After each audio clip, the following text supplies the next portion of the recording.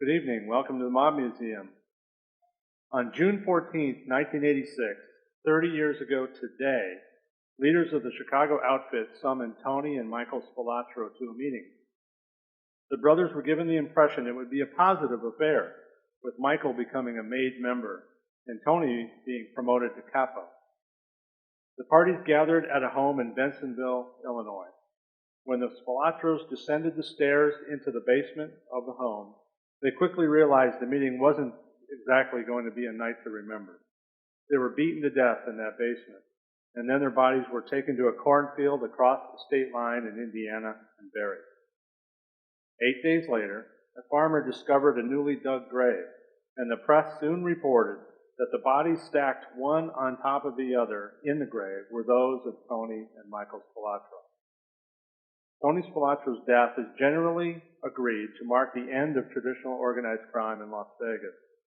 Of course, a few mob guys still lurked around Las Vegas in the years to come, but whatever they were involved in was relatively minor compared with the massive casino skimming and other criminal rackets of Spilotro's time and before. So tonight marks the latest installment in our Wise Guy Speaker Series, and certainly the biggest crowd we've ever had for a Wise Guy Speaker event. And what's special about this one is we're featuring an actual wise guy. That doesn't happen. Or a former wise guy, anyway. Of course, I'm referring to Frank Cullotta. For many of you here, Cullotta is a familiar face. Frank is an author. He has 2 books out and counting. And he leads regular mob tours in Las Vegas. If you haven't been on one of his tours, I'd highly recommend it. He's also featured in some of the videos we show on the first floor of the museum. Frank was a close friend at one time and a partner in crime of Tony Spilotro. And tonight he's going to share some stories and reflections on this notorious gangster from Las Vegas and Chicago. Without further delay, please join me in welcoming Frank Cullotta.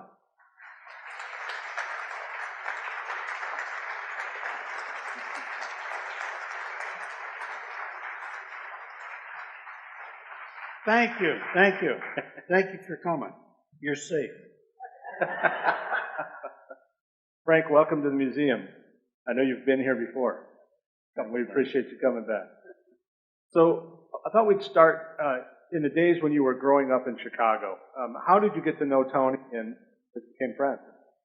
Well, everybody knows the story, but I'll give you a little brief rundown on it.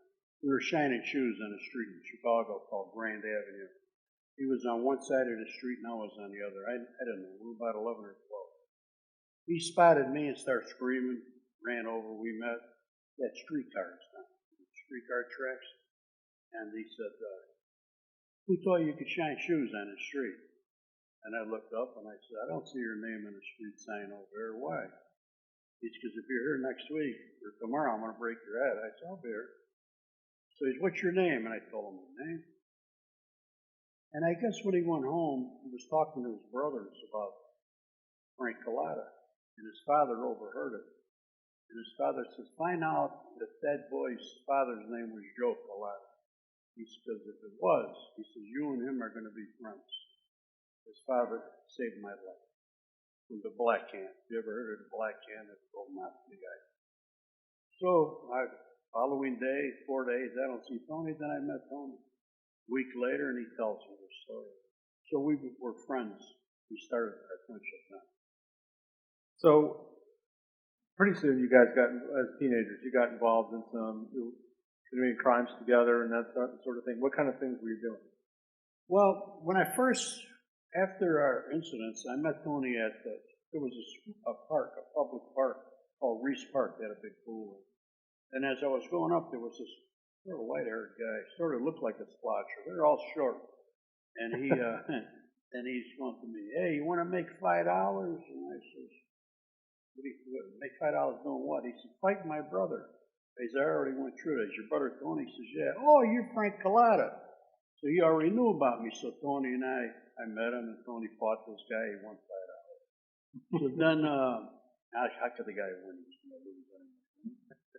So then Tony and I started going back and forth. And we decided we were going to do petty robberies, which we'd done. You have to start out somewhere.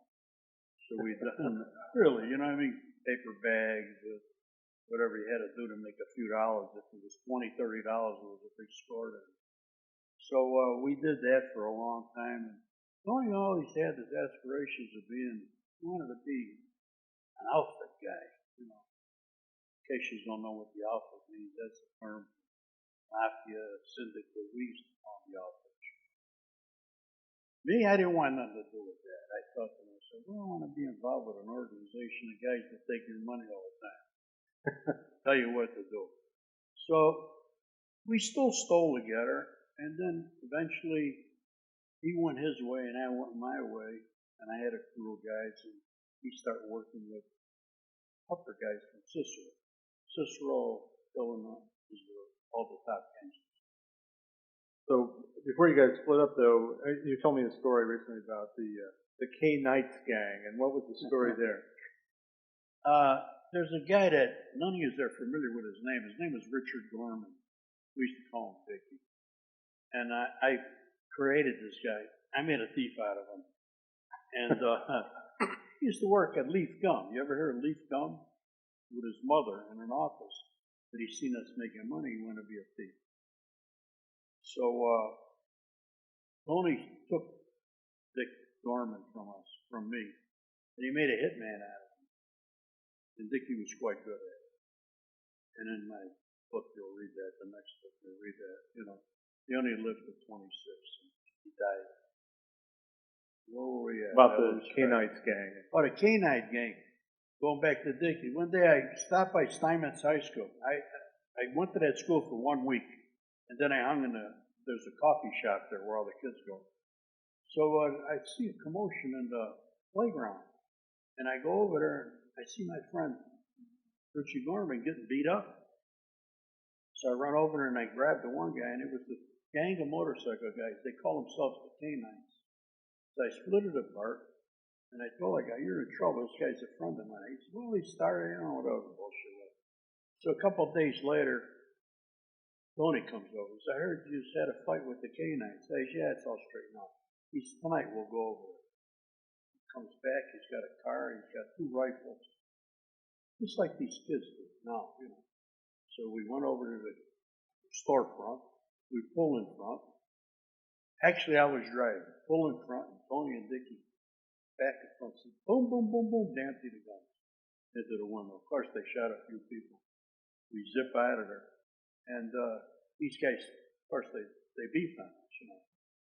So we all got arrested, but they couldn't prove that we'd done that. And that's the K-Knights. Then there was no more K-Knights. They quit their gang. So you mentioned this a little bit about this, but you and Tony were a little different. You know, you were involved in criminal activities, but you didn't want to be part of the outfit. He really wanted to be part of that. You know, I'm thinking, it reminds me of Henry Hill, you know, talking, you know, famously in the Goodfellas about, you know, all I ever wanted to be was a gangster. So that wasn't your, no. How I really felt about the outfit was I was about 18 years old, and Tony, I had introduced him to Richard Gorman, and they had a score with 3 guys in Chicago. One guy's name was, all I knew at the time was Joey, and then these other 2 guys. I didn't even know these other 2 guys. And Tony told me it was a big score. It's a bank. I said, let's stick up. We need 6 guys to go stick up a bank. And he said, no, it's a bank burglary. He says, it's in Calumet City. Oh, okay. So we go out there, and we meet Joey. The guy who Joey is Joe Lombardo, who became Tony's boss in the end. And I didn't know Joe was he ran crap games, dice games. You know what dice games are in the alleys and stuff like that. So we make this score, big money. It's in one of my books, big money, over $750,000 in cash. And jewelry. Think about it, I'm 18 years old. You know what kind of money that is? Think about how much money they would, now it's, you know, nothing. Everybody seems like they have millions except me. So, we got this money, we're in this house, and we're counting it up, the money's this high in the bed, and the jewelry, and I think, man, I'm the richest guy in the world over here. Then Joe says, we got to kick in 20% of the outfit. He said, why? They didn't do nothing. They didn't help us out there. Tony says, we got it. He says, we don't. Well, take it to Corpus. Pork shoots your net. And I said, well, okay. I went along with it, but one of the other guys didn't want it, one of Joe's friends. And he wanted them not getting up. He got a lot of spurt. And that's when I realized what the outfit was in Chicago. That was really my first experience with them. But I was always connected to the Chicago outfit. I could do anything I wanted to do as long as I paid tribute. I made a lot of money. I could get things done. But I didn't want to be controlled by them. Because now I got to drive a Chevy instead of a Cadillac. If I'm stealing, I don't want to drive a Cadillac. Right? All these bosses with their millions, they're driving little Chevys and Oldsmobiles around. Forget about it. So that was the deal there. Sure. So what was Tony like as a teenage tough guy? Because I mean, that was his thing, especially then. Tony was for a little guy, he was very, very good with his hands. He wasn't scared of anything. I've seen him take down guys twice as big as him. He was fast with his hands, and he'd aim right for the eyes. And I never really seen him look for trouble, but it seemed to come to him because of his height. So he had this little guy's personality, and I always had to defend himself. And I've seen him beat a lot of guys up, and he got to be. And one day he tells me, he said, "Listen, he says, I want to be a boss in the outfit one day." And this is the truth. I hear people say this, this really was Tony telling me, and I don't know how everybody put the story like there. And he says, "I want to be a boss in the outfit. Mark my words." He used to call me Brahma because I was like a bull when I was younger. And he said, "And I want you to be with me." I said, "Tony, I don't want to be in the outfit. I'm happy with what I'm doing." He says, "Well, you think about it." He said, "One day I'm going to be a big guy in the Chicago outfit." He knew what he wanted. He got it. So around this time, it was said that Tony's mentor was a guy named Mad Sam DiStefano, one of the most notorious torturers and killers in history. Excuse me, language. Sick bastard. He was a maniac. This guy, I seen him urinate on people. I seen him torture people. I seen him use ice picks on people. It was unbelievable. I told Tony, "Is he kidding or what?" He got this guy in the basement, and he let the guy live. And he killed him later, but he let him live at that time. And I seen him urinating on the guy, and I'm like, "This is Tony. Is this guy for real?" Anyway, and that was his mentor. That was his mentor, but he was put with this guy. What people don't know, Geoff, he was put with this guy all the way to Rica. Is anybody in this place familiar with that name? He was the boss from 1952 to 1972, the Chicago outfit. Arcaro was there, but Rica was the boss. Rica liked Tony because Tony, I don't want to jump the thing, but the M&M burgers. We'll get to that next. Yeah. And so you're saying it was an assignment? Yeah, to watch him. Watch him and make money, because this guy was bringing in millions in the loan shark, just handing money out. Right. It's hard to see in there. Go ahead. Let's talk about the guy made a lot of money. He made a lot of money. He wasn't a made man. Sam was not a made man. Rica gave him $100,000 to start the loan shark business. And in a year, he was making $1 million a year. But he had to be controlled. He was never really an outfit guy, a made man. He was never there. They couldn't make a guy like that a made man. He was nuts. He used to walk around with a bullhorn, screaming at the police and the judges. So Tony became sort of infamous fairly young when he was involved in M&M murders, as you described, in 1962. I know you were on the fringes of that, or actually kind of involved in that in a certain way. Can you explain how that all went down? The M&M murders, Billy McCarthy and Jimmy Morata, twins. I used to steal with these guys. One of their fathers was murdered by the outfit years ago, Jimmy Morata. We call him Pretty Boy, Jimmy. He was a good-looking guy. He was a burglar, so was Billy. And we did a lot of burglarizing places. We went out of the States. We go everywhere there was, if the score was good. Billy McCarthy had a problem at a place on Manhattan Road in Chicago. It was a lounge and it was called the Black Door. The owner of that place, his name was Frank Cullotta. The guy who put the money up for that building was Paul the Waiter Rico. Billy had a fight with the two brothers that were put in there to work, the Scavo brothers. They beat the shit out of him and threw him out of the truck. He come back, he went back in there a week later, they did it again, threw him out. Then he went back in there with Jimmy, and the both of them got beat up and got thrown out. Then they come to me, and they said they wanted to whack these two guys. And I said, you know that Rico owns that place? I says, we kill him. I said, we can't say nothing. Nobody's got to even get an inkling that we did this. But you've already fronted yourself up by going in there. Oh, they'll never know, they'll never know. So I go there 3 times with them. They killed the two brothers. And every time we went there, thank God, there was a lady, a waitress. And I said, Pass, I ain't doing it with that woman there. Why should she die? She's a waitress. Probably a mother or some kids. Oh, okay, you're right. So one night I'm in the bowling alley. I'm with a girl. I've been trying to nail her for a year. And I finally got her in the bowling alley, right? And I'm sitting there with her. I'm going to get lucky tonight, right? So Billy comes in the door.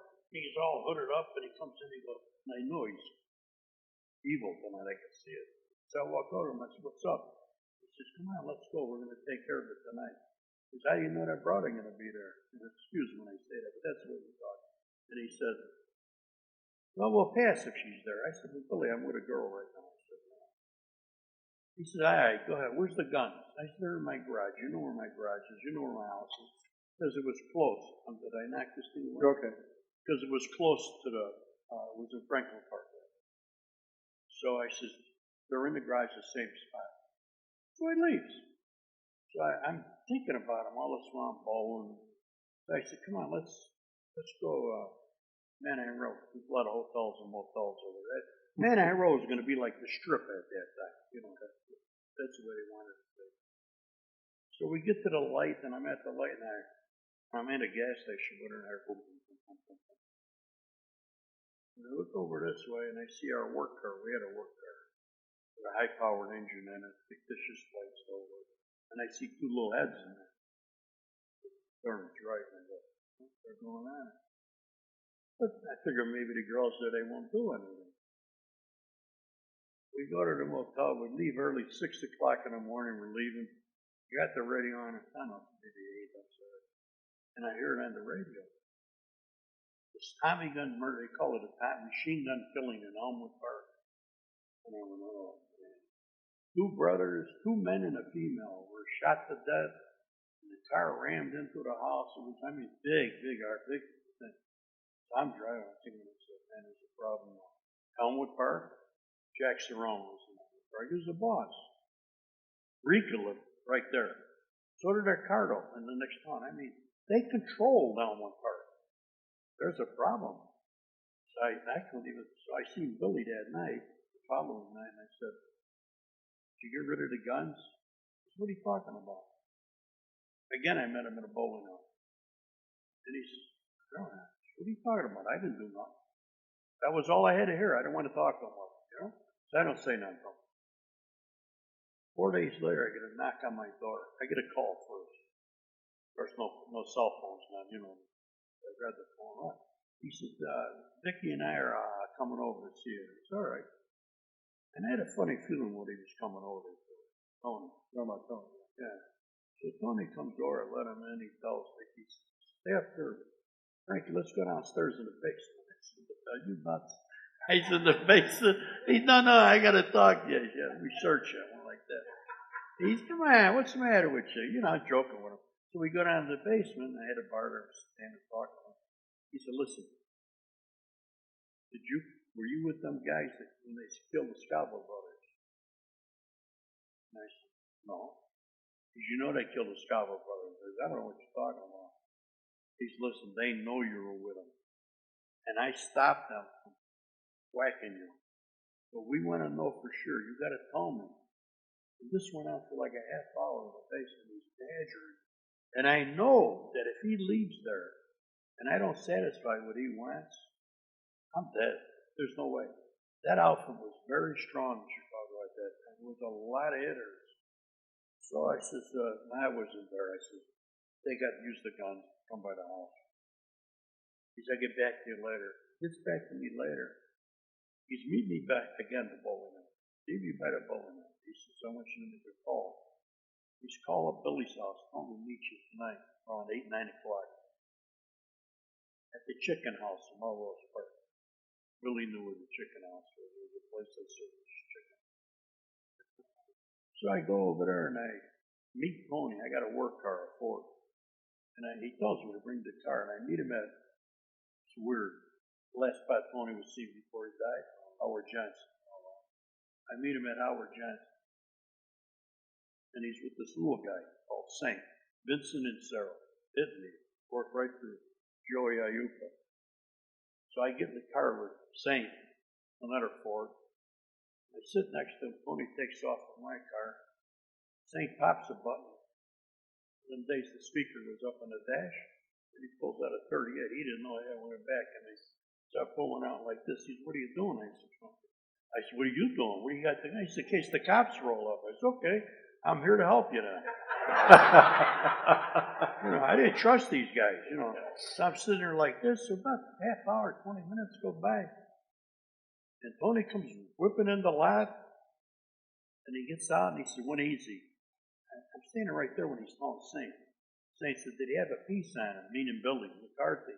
He said, "Yeah, but I took it away from him." I take the car, my car, and I go home. I don't want to talk about it. A couple days later, Vic Spilotro says to me, he says, "Well, he's gone." And I'm thinking to myself, why is he telling me that? How does he know I'm involved? Of course, Vic was Tony's inspiration to be a main cat, to be a boss as part of it. That's going to be my next book. You'll read that stuff. So anyway, Tony comes in and he says to me, and we're going to talk about this one time. He said, that Irishman was a tough son of a bitch. He said, we used ice picks on him. He said, finally I stuck his head in the vise. He said, crank the vise up. He says, and he tells me who was with him. He says, and his eye popped out. He says, and he explained that it didn't really fall. He just popped out. He says, and then he told me that he was there with Jimmy Moralia. He says, I cut a stroke. He says, and we threw him in the car. He says, now, whatever you do, if you bump into Jimmy, don't tell Jimmy that, don't even mention Billy's name. So, I don't. I see Jimmy in a restaurant, happens to be, I see him. He's with the girl he's cheating on his old lady. He's cheating on her. And he don't say nothing. We talk a little bit. He leaves that night. He goes to a tavern on the east side of Chicago. It was in the headlines. He didn't get killed this night, Jimmy. He goes to a tavern, and outside is Milwaukee Phil. I don't think any of you know him. Chucky Nicoletti, James Tortorella, and Joe Ferriola. They're in a work car. The cops see a suspicious car.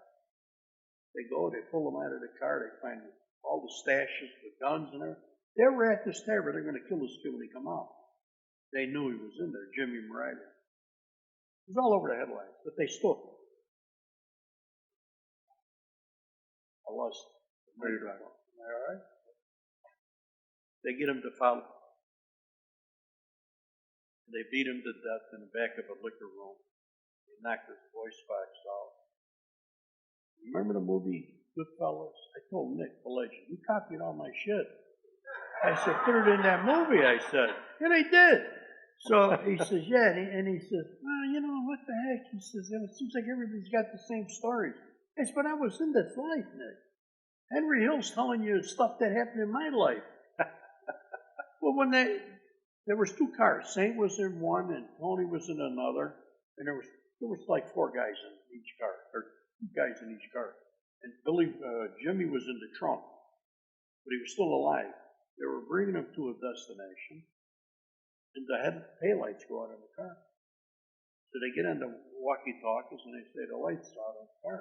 So they go over to the car, and they open up the trunk. He jumps out, and he starts running. They chase him through the field, the guy.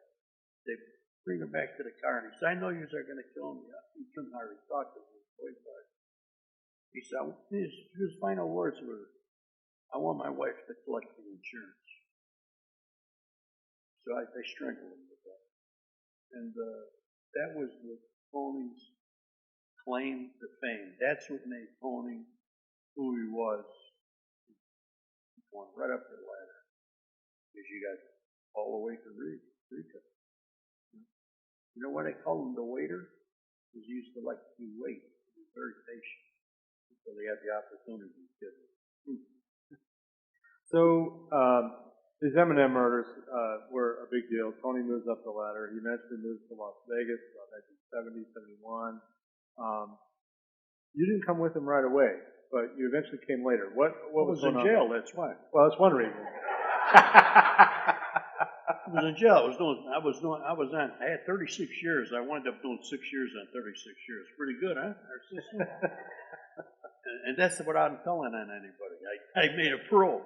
So I get out and I open up a beef stand. I open up a discotheque, and I want to go legit. But the cops won't. Seriously, the police won't let me go legit. They figured once you're a crook, you're always going to be a crook. So Tony stopped by my restaurant a couple times. He's like, you got to come to Vegas with me. I said, I'm doing good over here. I had a place right across from Wrigley Field. I mean, come on. You know what that property's worth today? I paid $30,000 for it then. $30,000. It's worth $35 million right now. Stupid. I give it up. So I said, no, I don't want to go there. You know, I'm doing all right here. So my windows kept on getting broke over there with the cops. And I run out of insurance. So I said, you know what? I sold it to my partner. I had a partner. Believe it or not, he was an ex-cop. He was a cop. Now he's an ex-cop. I sold it to him. I opened up a disco.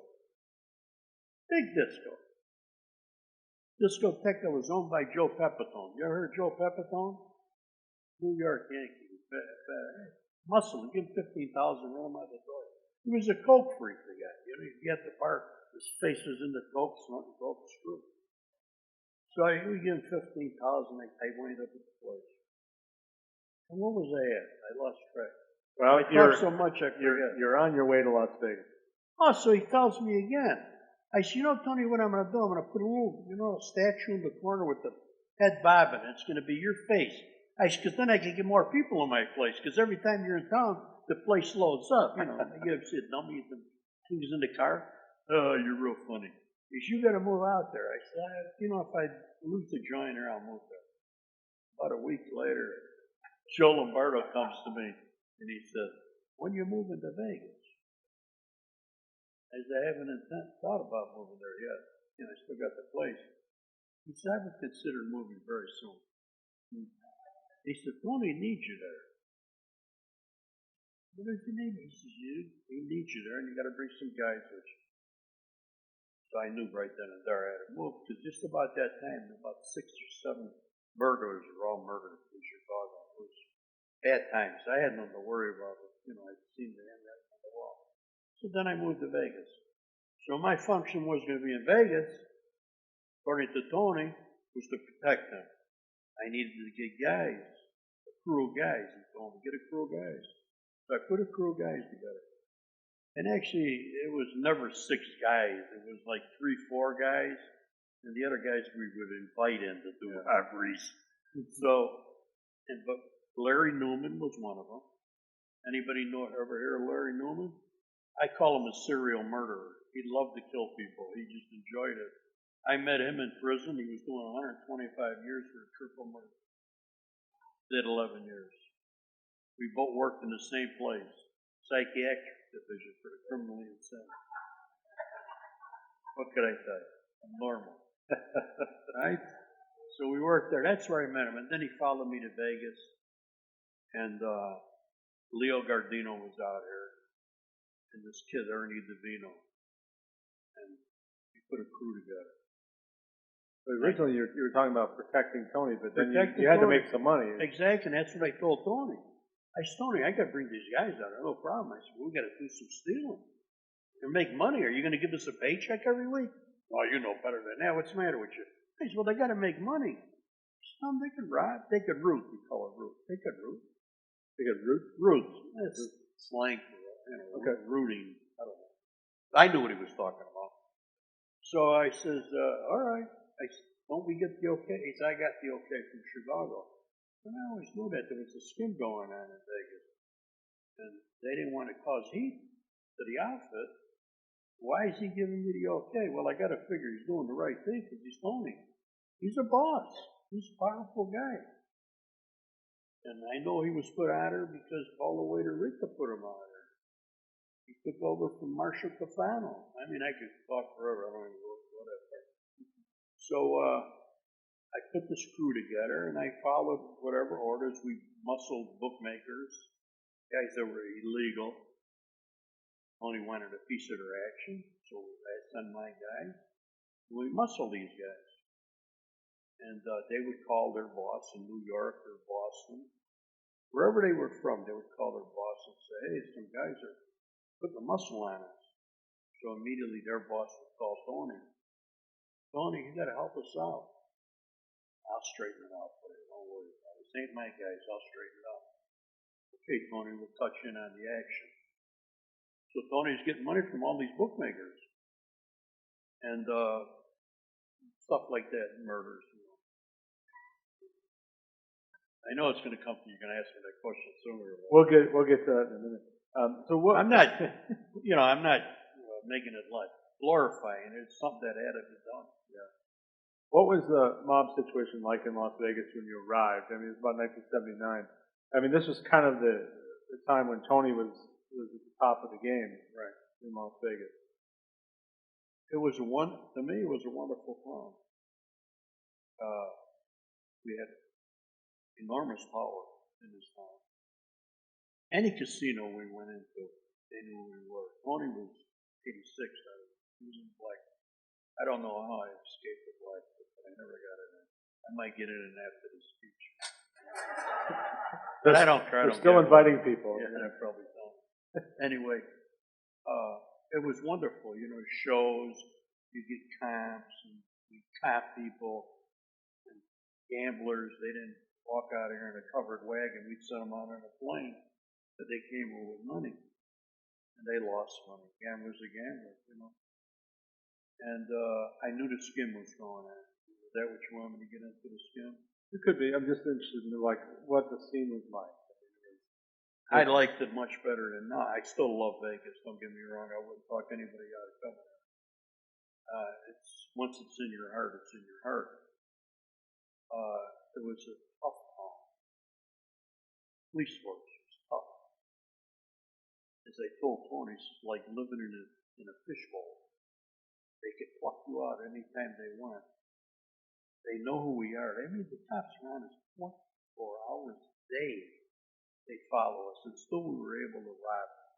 Still, we find their cameras, the FBI, we find the microphones, the things and they used to get mad.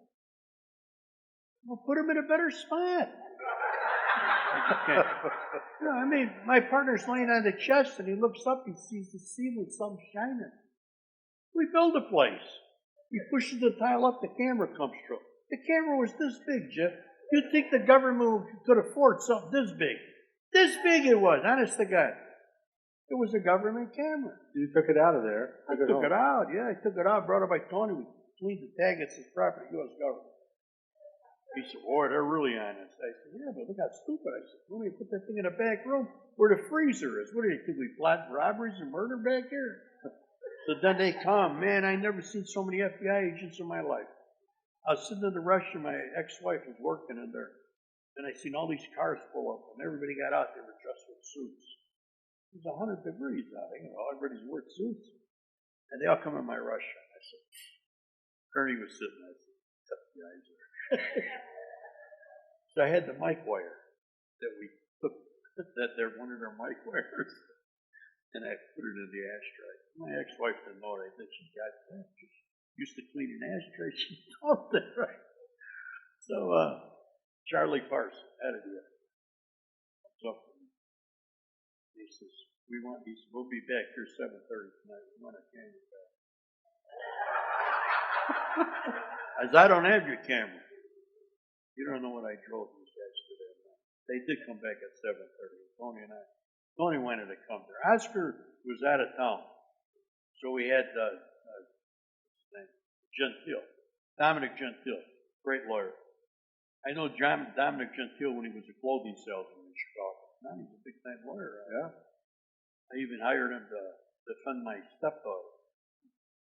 Everybody was getting me from my pocket. How could I make any money? So anyway, they come back that night and they had him sign. Dominic had him sign a paper that it was legitimate, put into the camera. And I said, I don't have it. Dominic says, you got to give it to me. All right. Meanwhile, Tony's arguing with Emmett Michaels, the FBI guy. Emmett Michaels calling him Little Napoleon. There's Tony standing with his hand like this. Hey, you look like Napoleon. Tony says, you bald-headed MFer. Excuse me. I say, this is between me. You think taking all the fame from me, this guy. So anyway, I did give them their camera back, and I said, don't fly any planes because you might run out of gas following me. I rubbed it in real good, right? I give them their camera back about 11 o'clock that night. They came back and got it. So you mentioned doing burglaries, robberies, and this group came to be known as the Hole in the Wall Gang. How did that name? Was that a press invention? We definitely didn't give us that name. Right. FBI and Metro Police. Why they label you?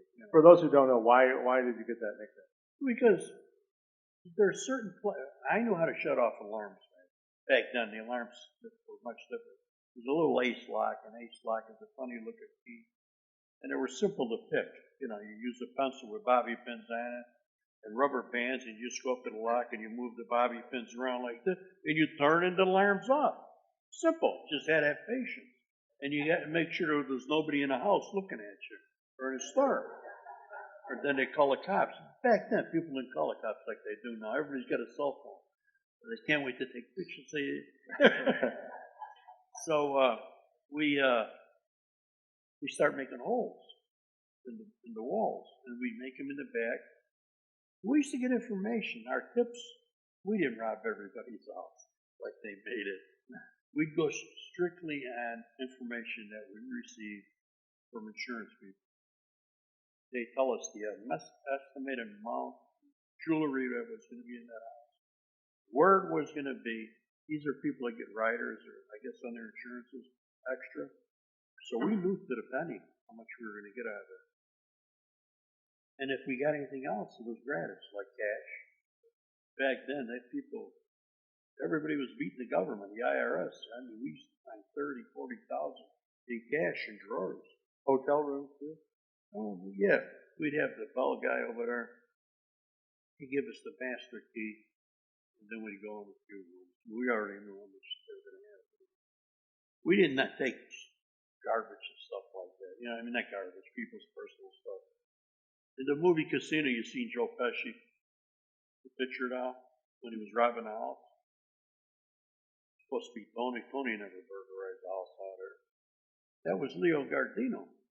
He felt bad when he was robbing somebody, so he didn't want to see their face. They turned it this time, they got tricked. Now, Hole in the Wall Gang met its end in 1982 with the attempt to burglarize the Berkeley store on East. Yeah, that was good. That was the last store. I said, what happened there? What was the plan and how did it go wrong? By this time, I was out on $400,000 in bonds. That means it's costing me $40,000 cash, and I had to make bonds for all my partners. I said, man, I got no more money. I said, I got to make some money. I got to pay these lawyers. They ain't gonna work for nothing. You got top guys there. So I said, I got one score left. I said, Bertha's Home Furnishing. I was showed that score when I first moved to town by a guy by the name of Joey McBride. And we went in and we cased it. But we put it on the side. Joey and I had it fallen off. And we moved. He was told to leave Chicago because they caught him skimming in the Stardust steal them. So I ran them out of Vegas. And there was the score. I had to do it. So I told the guys, I had to check the inside of the vault to see if there was any kind of sound or motion detectors in the vault. So I was able to peek my head in there one day, and I noticed that it was clean. The walls were clean. So I said, well, we got to go through the roof. And chances are it's a steel tap. We have to cut that with torches. So everybody's game. Going to do it. That was going to be right. We'll do it on the 4th of July, 4 days. Told Tony, we could do it on the 4th, we'll do it Friday. We'll be out of there Saturday morning, like 2, 3 in the morning. We'll be out of there, no time. I said, the car, go to Chicago, give it the stuff to Michael, his brother, the jewelry, get the money. Either leave the money there or come back later and get the money. We already would have had some money. It was all set. So he says, well, I want you to fill in Joe Blasco. Joe Blasco's, that's ex-Metro cop out there. I don't like to steal with ex-Metro cops. You know, I didn't steal with them when they were cops. You know, I mean, we use cops. I don't like them because you never could trust them. You know what I mean? So I said, I don't want to take this guy. He said, it's costing me $900 a week. He said, give this guy. I said, for what? You give me $900 a week. I said, I'll do more than him. He tells us there's surveillance. Oh, please. I told him, but Tony felt obligated to this guy. So he put this Joe Black, I pulled him in. I said, we'll put him on the police calls. Then Ernie DeVito. Ernie DeVito is just a mule we used. Not used, that worked for us. And it was a burglar and did the heavy work. All of a sudden he becomes a genius. So he decides to fill in Sal Romano. Sal Romano, I knew in my gut that he was a stupid.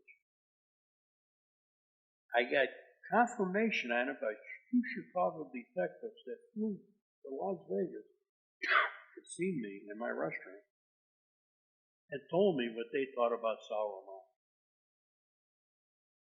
I told Tony didn't want to believe it. But now Tony, this is what they told me. He didn't want to believe it. I got to pass. We got to pass on a score. He says, just make sure Larry Newman stays with him, rides with him. He said, after he parks the car with the equipment, he says, then Larry takes him and rides around with him. He says, then after the score, Larry will be killed.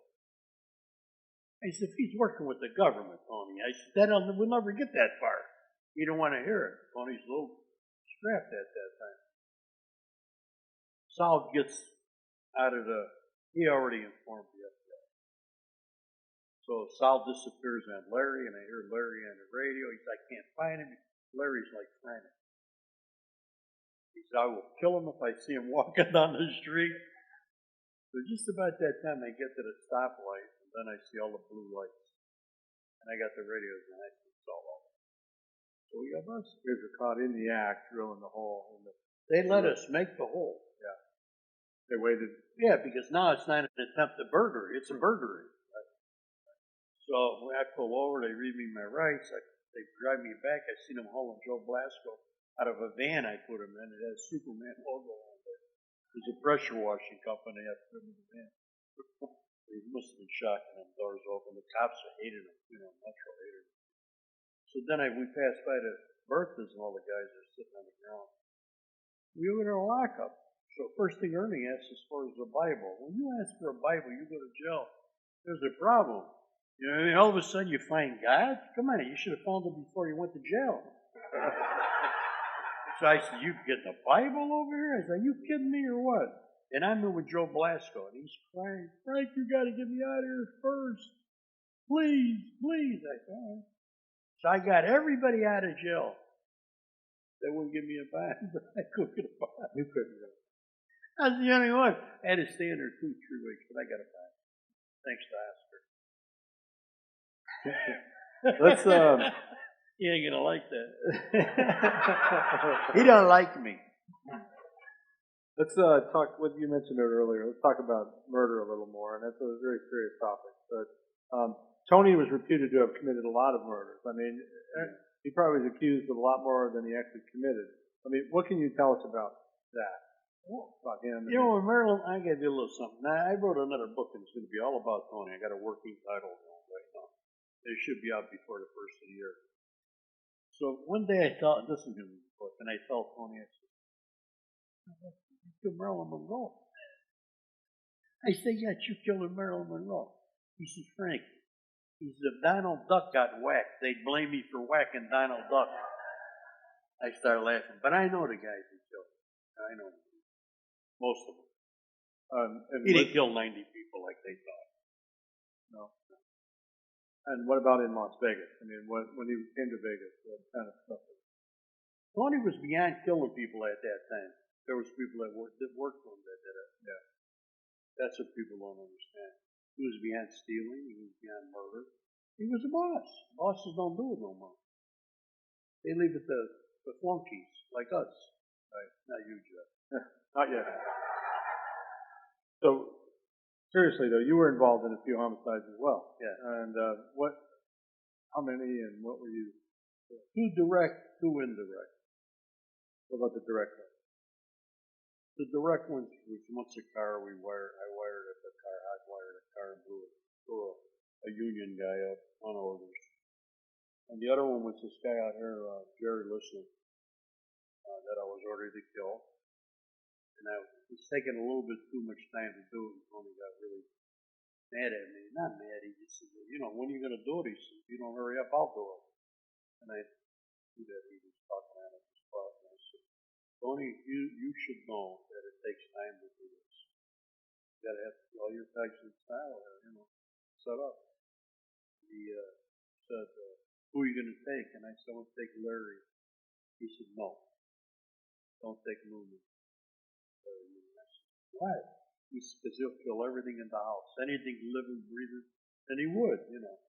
He said, anybody else? I said, then I'll bring Wayne Metcalf. Wayne Metcalf was a killer too. Names like this, an Irish guy and a German guy, never figured out to be the secrets, but they were bad. So I wound up getting Wayne. I flew to Burbank. I drove to Burbank.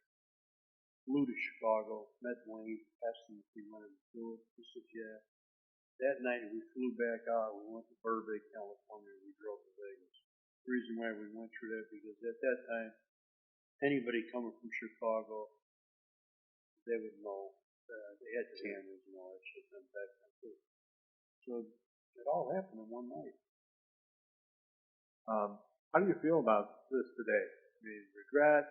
Anything? How do you feel about it? Well, of course I have regret now, you know, but at the time I didn't have regret because it was just part of my life. I knew no better. I didn't know any better. Now I regret it, but I can't bring it back. I can't bring any of them people back. It was the wrong thing to do. But I was in an organization with people that everything was justified. And if I didn't do that, I would have been whacked. So you don't go up to somebody and say, I want you to kill this guy. If you say no, then you're dead. That's the way it was with the organization, the outfit. There's only one guy I know that turned it down one time, and I never even told him. And that was Leo Gardino. I said, Tony wants you to set up Ernie DeVino and wants to kill Ernie DeVino because we thought Ernie was good. With rat words of the South. Leo said, I'm not doing it. Knowing that he could have been killed, because I brought it to his attention. So then, when I see Tony, he says, you tell Leo, I said, no, I didn't want to bring it to him. It's because I know he's not capable. I didn't want to put Leo in that situation. That's why I went and got who I got. But yeah, I do, you know, of course I feel terrible about what I've done. But I always justify it. You might get a little upset why I want to say that. But you know, our military guys, they go overseas and they kill a lot of people, you know, for their country, you know. The Alpha was my country, let's put it like that, you know. So we did what we had to do. And that's the way it went. So 1982, Bertha's goes down, and after that, you're kind of on the outs with Tony. Why was that? It wasn't like we were on the outs. Tony had a lot of pressure, and he wasn't thinking straight. Bertha's, and he started doing a little Coca-Cola, and I caught him with that, and and he wasn't helping out, making the bonds, and I was paying everything. Tony used to get a cut of all of our action. So, it was like aggravating me. So I moved to Chicago for a little while to get away from here. And I had to come back to the port. Nobody knew where I was staying, except him when I told him. And we were talking in the parking lot by my place lounge, next to where my restaurant used to be, Upper Cross. And he says to me, "Where are you staying while you're in town?" I said, my father-in-law, Nicky. He got me an apartment next door to his in Woodridge. Oh, okay. So we talked in a lot for a little while. I said, "I got to go home. I got to go to court in the morning." So I leave. And he said, "Wait a minute. I got to ask you another question." He goes inside, goes on a payphone. No cell phone. He's in there for about 20, 30 minutes. Then he comes out, and we talk a little bit more. And I leave. So the Woodridge apartments, you know how apartments are. They got all the doors, then they got a steps going this way, steps in the platform, So I was over here and I parked the car and I'm walking up the steps. I see a van coming to the left. I sort of laid back and I'm looking at it. The van goes down to the other stairwell. And I see two guys jump out of the van. They got hoods on. They go back like this. And just about that time, there was a guy walking on that stairwell. And he opens up, he's going in his apartment, they start shooting. They drop the guy, and the one guy runs this way, the other guy runs this one. As he's coming by me, I nudge him. He don't see me until I step by and hit a boom with my shoulder. And he went over the railing, hit the ground, and his gun went sliding. They come running back to get him. They didn't know it was me that did it. They get the thing and they pull him out of there and they go. So I go in the place and my wife says, "Who's all that shooting?" And I said, "I shot a guy next door over." I said, "He's laying there. It don't look like he's dead." So I said, "Let's just act like we didn't hear nothing there, I said, "I don't want to be questioned by the cops." So meanwhile you hear a siren laying there, phone ring. And she said, "It's probably him." I said, "Oh, she's probably Tony. Seen it. They killed you." I said, "You actually think he set me up?" She said, "Of course." I said, "Oh, you're jealous. Who do you think's on the phone, Tony?" She said, "Yeah, he's right here." And she said there was a hesitation. She answered the phone. He says, "What are you doing?" I said, "I'm trying to sleep." He said, "I can't sleep." He said, "I need to talk. I'm so worried about tomorrow or in the morning." I said, "Well, I'm not meeting you. I'm going to bed." Went right over my head. Honest to God, it went right over my head. I just didn't want to believe this guy did this to me. So after I was found guilty, that Bertha's trial, I was very upset at Tony Sal Romano. I figured it out. The FBI visits me. They call me. And I told them that there was a hit on me. And they said for $500,000. So I make a joke out of it. That's all. $500,000. I thought it was worth more than that. So I said, "Well, this is my job to do this to tell you what's going on." I said, "Well, see you later." So I leave. I said, "If you could find anything, honest way out, if you could find anything, prove to me any way that there's a contract on it," I said, "I might negotiate with you. I don't know yet. Remember, I'm mad. I'm really mad. I'm not scared of jail. Jail is just an inconvenience, okay? It's an inconvenience. No toilet paper, no woman, no good food. It's an inconvenience. Nobody wants to be there. Death was probably better off, right?" So I'm thinking that word, but I don't want to get whacked either. So he comes back. He sends the FBI guy back, and they got one of these old machines, with the reels back and forth. They put the transcript in front of me, and he says, "You recognize these voices?" I said, "Yeah, it's Tony and Joe Lombardo." So Tony's talking about not mentioning my name. And he's going, yeah, I can't control the guy. The guy's a crazy man. He's doing things on his own. So Joe tells him, well, you know what you got to do then? You got to clean your dirty laundry. I'm not talking, I know what that means. I've used that term many a time. So I walked out of the room and I went back into the cell. Told the guy, could I use that phone? And give me the phone. I call him up. Because I've changed my mind. It was the hardest thing I've ever done in my life. It took me 25 years to realize that I'd done the right thing. 25 years. It took me 25 years to put my first book out. Because I was a product of my environment. I knew nothing about good people. I knew that they worked very hard. I knew that I just wanted to be involved with criminals. And the rule was, you're not a rat. Well, there's a difference between being a rat and a government, or even an informant's a rat. I was a cooperating witness. Justified a little bit, okay? I never wore a wire. The only time I ever wore a wire is like right now. I would never even think of it. They asked me, would you like to wear a wire? I said, no way. I said, no way am I going to do that. To me, that's, you're really, bottom. I don't believe it. There's guys that do it all the time. I won't hang with them. I'd get scared they bug me, you know what I mean? What was the trade? What was the agreement made with the... Well, I had to tell everybody the truth in court. And if I got caught lying, close the agreement on everything I confessed to, they could try me for it. I received transitional immunity. I didn't know what the hell it was. I just knew immunity. I didn't know what transitional immunity was. But I overheard the FBI and the Federal 11 strike force attorney say, how the hell did he get that? Man, he got lucky with that. Well, that's what the judge gave me, transitional immunity. And it was, I guess, a real big deal. So everywhere I went, state and federal, I guess that's what it means. Transitional goes from all over. I was able to testify. It's not something I like to do. It was very difficult. I'm telling you, it's very, very difficult. Your ex-friends are all looking at you. Man, you could see they want to get up there and just tear you to shreds. Then the lawyers would call you kinds of names. And they were trying to provoke me because I got a bad temper. I don't anymore. I had two speeds, nice and neat. And they were trying to provoke me. And in Chicago, the first trial, they did.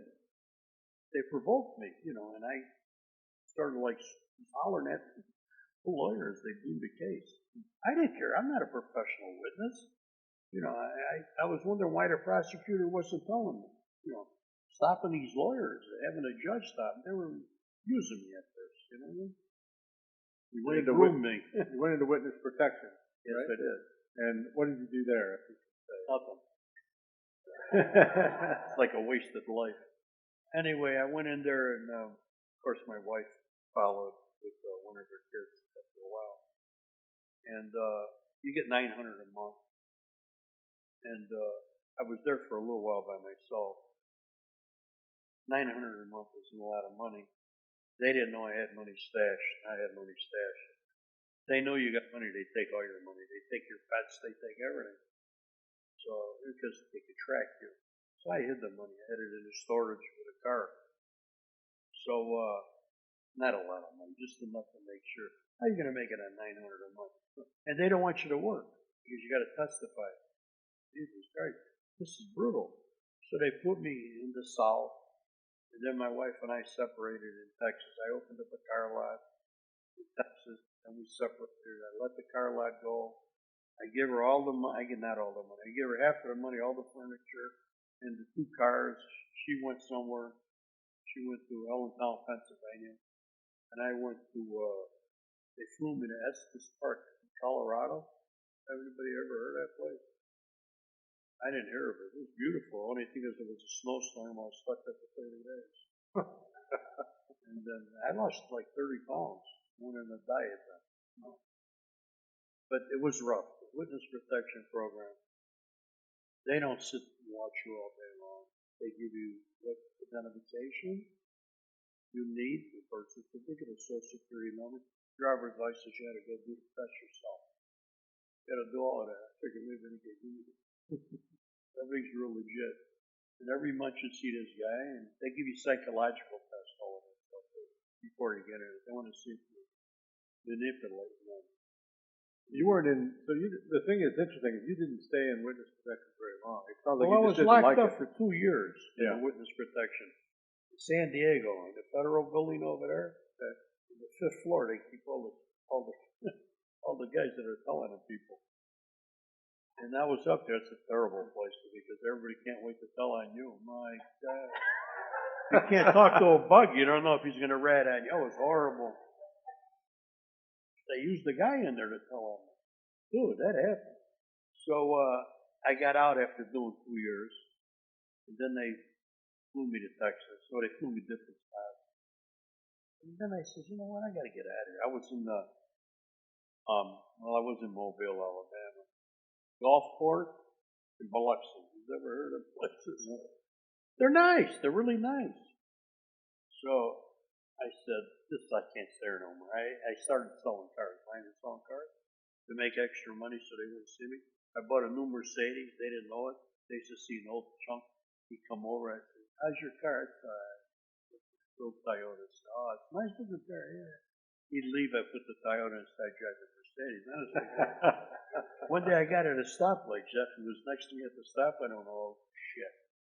I went like this. Good thing I had thinner windows. I said, I hope you don't stop me to Marshall. Yeah. Full of wedge. But you went back in, I mean, you basically, in the mid-90s, you came back in, you reassumed being Frank Cullotta, and why were you comfortable with doing that? Well, what I did was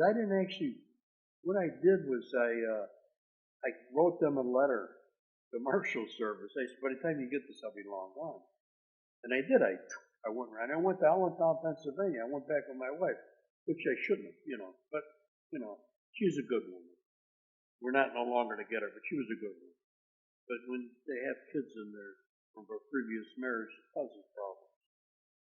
So I stood there with her for a while, and then we moved to San Diego because my stepdaughter had a child, and the child had a liver problem.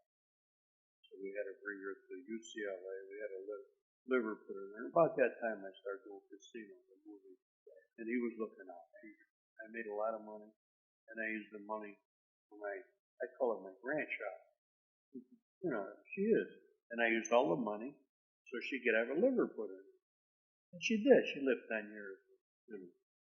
Well, that brings us to Casino. We can't leave the stage tonight without talking about the movie.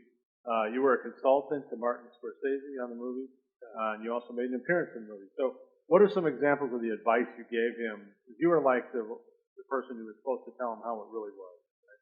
Yeah. Well, Nick Pileggi got a hold of me. The FBI he called the FBI, and they put us together, and I met Nick at the Golden Nugget. We talked a little bit and gave me some money. Easy money. Just talking to this guy. Then he called me again a couple months later. Talked to me again, gave me $3,000 more. Oh, pretty good. 3,000. I'm looking at, So now he said, we're going to do a movie. Would you like to be in it? I said, of course. At the time, they were thinking it was going to be about me. And then all of a sudden, it changed to the studios. Wanted to do a gambling. So who was I going to get to Lefty? Who else knew Lefty? Me. Who else knew Vegas? Nobody else but me. The inner works of it. So I met Scorsese.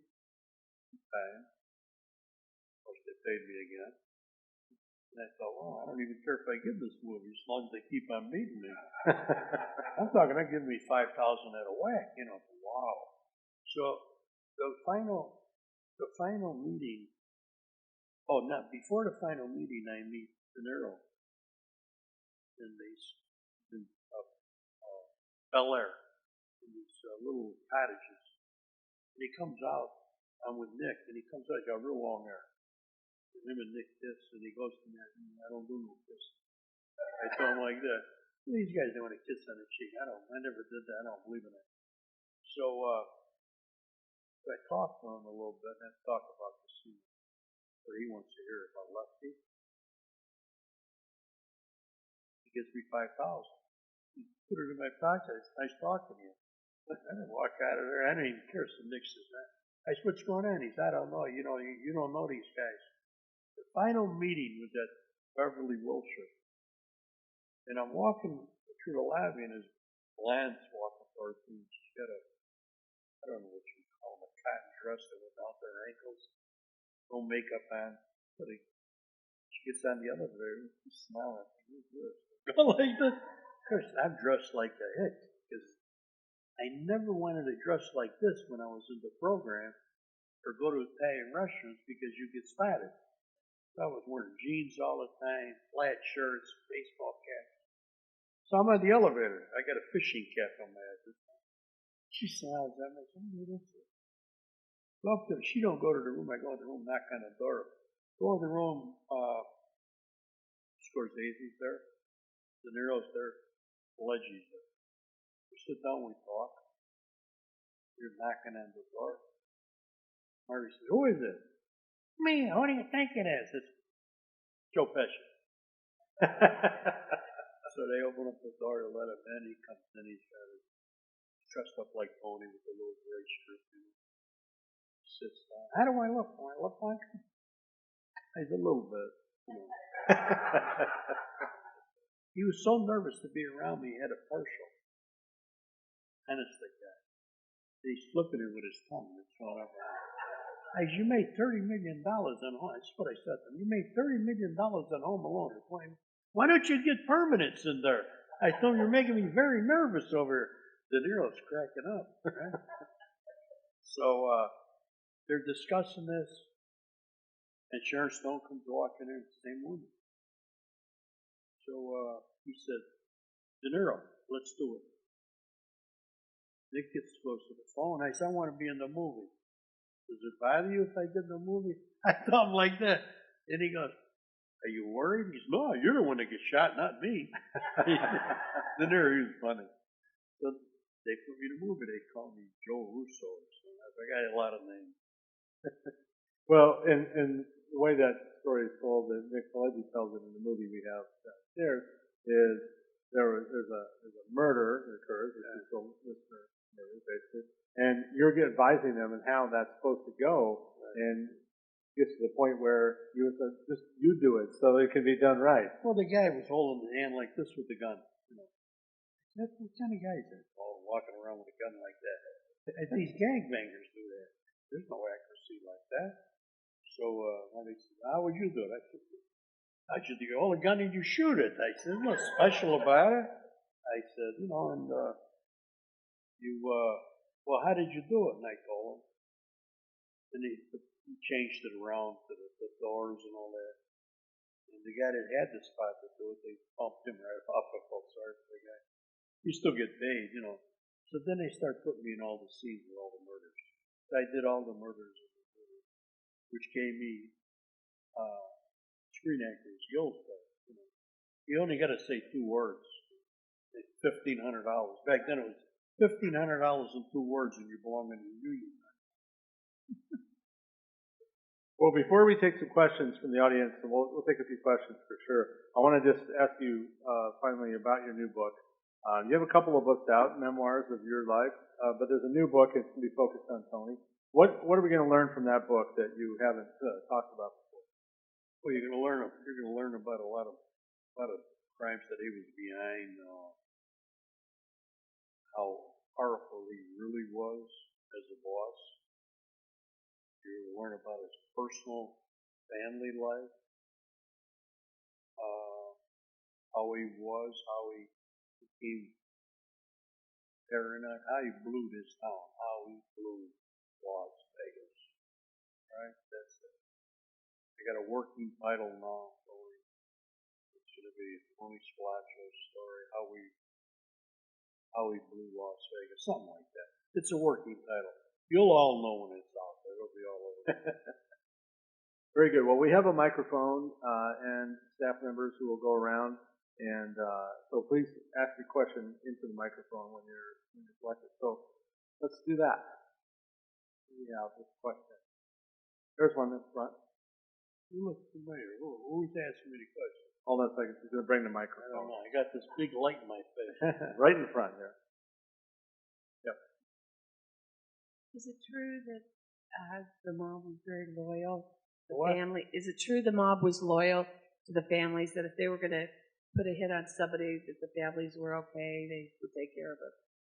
You know, it'd have to be a really real good reason you'd have to have in order to get an okay to this. It definitely wasn't a domestic problem. If you had a problem with your wife, you know, or lover.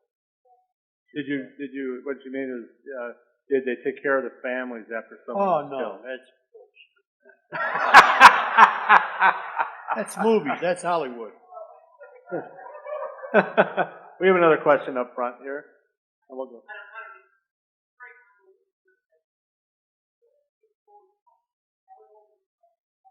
No. The Cardo's out of the thing, period. Lombardo would be the one at that time that Tony would have to get the okay. Lombardo would take that and would sit down with, say there was James Tortorella, we call him Turk. He was a friend of mine who stole him, but he became a boss. He became Tony's boss. He was Joe's boss. Then there was Joe Ferriola, Joe Nagel. That's the guy you see me in the movie when I give him the money. And he said, tell me if the little guy screwed the Jews all over. No, I'd lie like hell. So they have to get an okay from at least 4 guys to prove that Tony never done that to us. How do I know that? Because when I was back in Chicago, Joe ain't gonna ask me the stupid question. Joe Ferrella.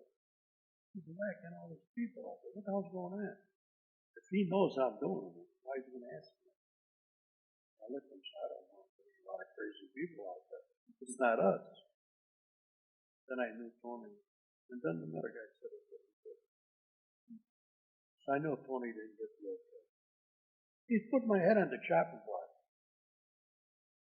You have another question in the second row. Yeah. Hold on. Let's get the microphone. We need to do that. Sorry. Why did Sam DeStefano get whacked? Who said that? You? Why did Sam get whacked? Sam got whacked because he was causing tremendous heat to the Chicago outfit. Tremendous heat. If you know anything about Sam, you'll see when he was going to court, he'd be brought in there on a stretcher with a bullhorn screaming, "The government's framing me!" He was an embarrassment to the outfit. Plus, you couldn't control the guy. He made a lot of money, but there comes a time that money's secondary, you know? And there was a murder trial going.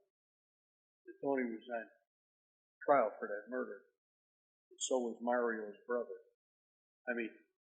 Mario, Sam's brother. He was on trial. And the only way they were going to beat that case is if Sam was murdered. You'll read that in that book. Here we go. We're back. Hey, Frank, I have 2 questions. I have 2 statements and a question. First of all, I lived in Biloxi, Mississippi, and I stood out like a sore thumb. I can't imagine what you were like there. But second, when you compared yourself to the U.S. military, that really insulted me. I Because, figured, yeah, that's right. yeah, that really hit me hard. But on that, how would your crew have dealt with what's happening today, like these cowards like Omar Martin and ISIS? Would they have gotten involved? What did she say? He's wondering about how the outfit might have thought about terrorists and bombers and stuff. We would have had when I say party, we would have partied with them, all right. We would have been whacking them left and right. We wouldn't like that, all right. Their reason is, they're chopping guys' heads off, innocent people and babies and stuff like that. No, we wouldn't have been very happy with them. We would have tried to do something about it. Government wouldn't appreciate it anyway. Another question here in the, about the fourth row.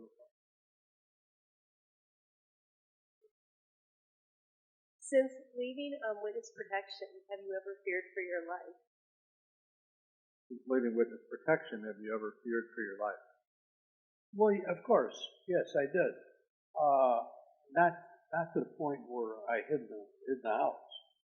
I just knew that if I got killed, I caused it by acting like a hoodlum in an area. You know, it's bad enough I have this accent. So to live in the South, I couldn't very well go too many spots. And they'd say to me, and of course you become a liar, why are you here? Where are you from? Well, I used to live in Pennsylvania.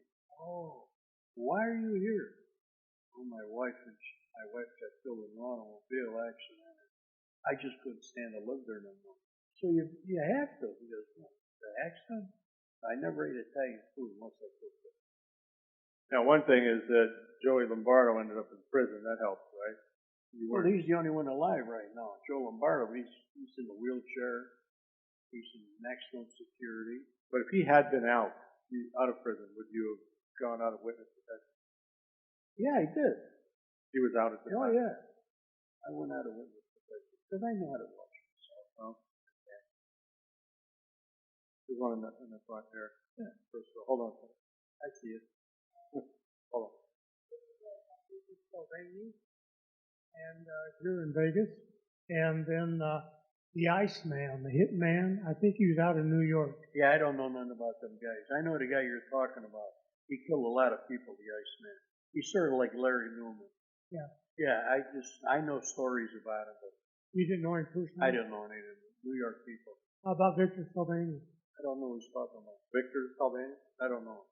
You don't know him? I think he's on the horseshoe at one time. I don't know. Because there was 4 casinos that we had something to do with. There was the Hacienda, the Marina, the Fremont, and the Stardust. The Riviera, we had inns in the Dunes, the Horseshoe. Those really old man, you know.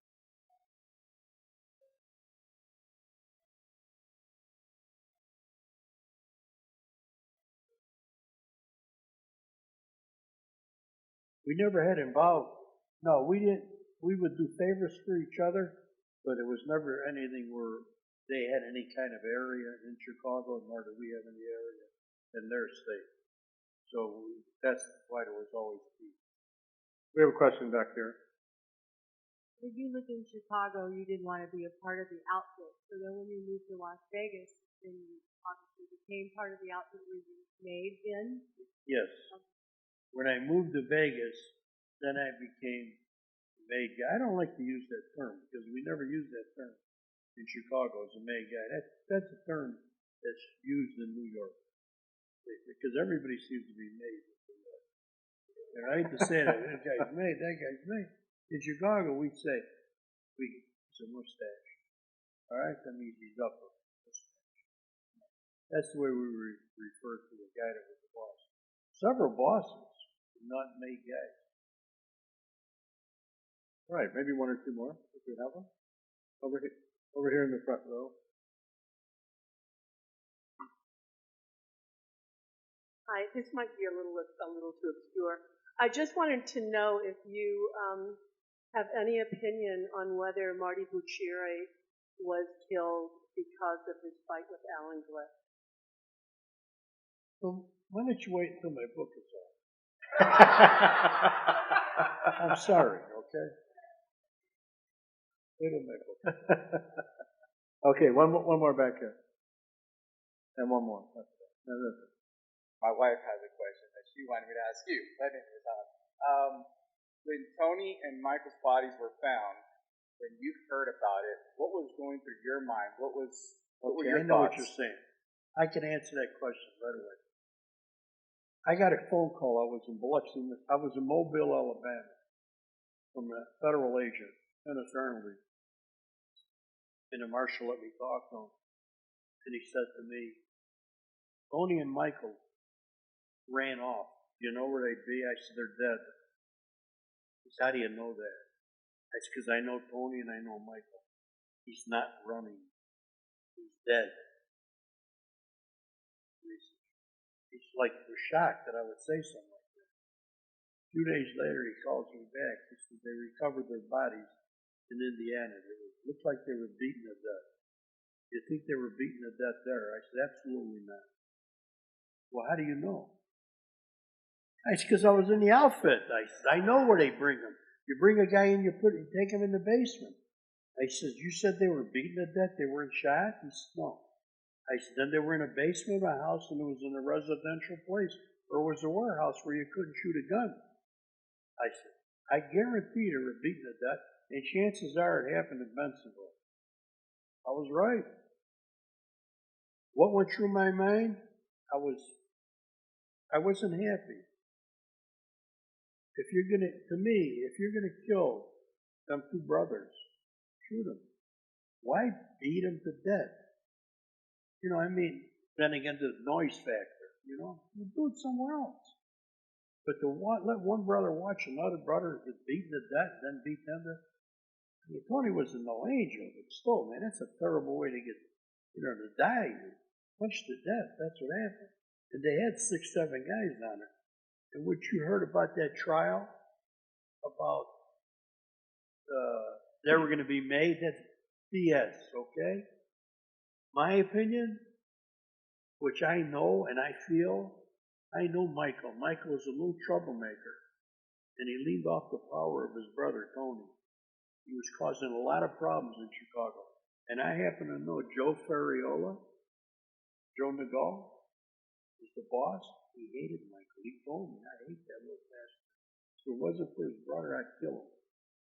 I never told Tony that because it would cause a war. Tony went back because he was between a rock and a hard spot. If he don't go back with his brother and his brother gets killed, he's going to feel guilty the rest of his life. They ain't going to let that happen either because they know Tony will put a crew together and there'll be a war. There would definitely have been a war if they killed Michael without Tony. You could mark my words on that. That trial, government could put a ham sandwich in jail if they wanted. All right, let's take one in the back here, and then we'll finalize. Yeah, Frank, are you still doing the Las Vegas tour of mob interest places? Yeah, I do. I have one tour that I'm sort of partners with, and it goes out a couple times a week. But I'm not on the tour. They just talk about all that stuff. Then I have tours that I do personally. We do this casino tour about the movie, and now I've gotten so aggravated. I got a good partner, but my little girl that works for me over there. But sometimes I don't think he needs the money because he's always on vacations, right? So I decided to do personal tours, 2 or 3 people. Anything over, Becky's sitting right here. Becky's the one that takes all the reservations and books them for 4 and so, and that. We're just not, we get them, but it's amazing. Everybody that goes out there, I don't know, how many 5 stars do we get with TripAdvisor? 30, 35? That's a lot of 5 stars. But you just don't get as many people. I'm doing better with 2 people than 3 people. I've been on the tour, and I really enjoyed it. I recommend it. We have one more question, and we'll be wrapping up. I'd like to stay with Indiana. What county in Indiana were they buried in? It was either Lake County or LaPorte County. Were they killed at and buried? No, where they were buried. I don't know what part of Indiana it was. I was in jail. It was about an hour. Where, what's his name, had a farm over there, Joey Ayupa. Whatever part where Joey Ayupa had a farm adjoining to that property, it had nothing to do with this. That's what. There's a reason why I asked you. I was in jail when that happened. I don't know.